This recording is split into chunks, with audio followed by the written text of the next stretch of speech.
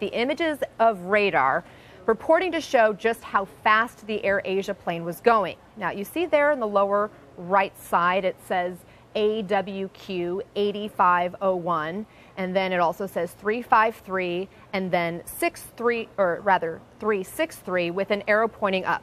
Okay, a lot of numbers there, but let me try to explain it.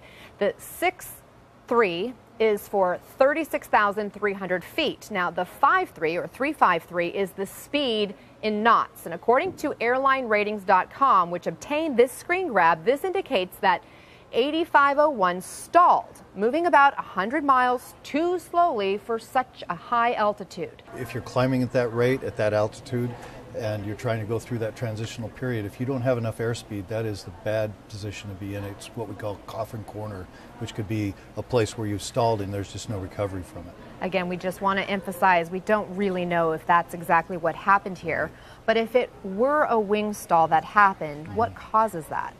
Well, if you remember as a kid, and I used to do this all the time, driving down the highway and sticking your hand out the window.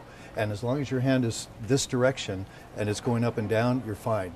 But if you go like this, it becomes very strong. The wind is very strong against you, and it's very difficult to control where your hand is in that wind.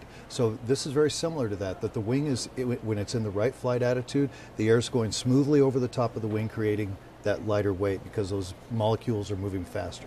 What happens is when the angle of attack goes against that wind to such an area where the air behind it starts to burble, and it breaks that suction, it breaks that lift on top of the wing. So now you take that amount of air that you feel on this and multiply it times the size of the ceiling of this building. And you're literally stuck. And yes, it's right, and it just releases that lift, and then at that point the aircraft goes down.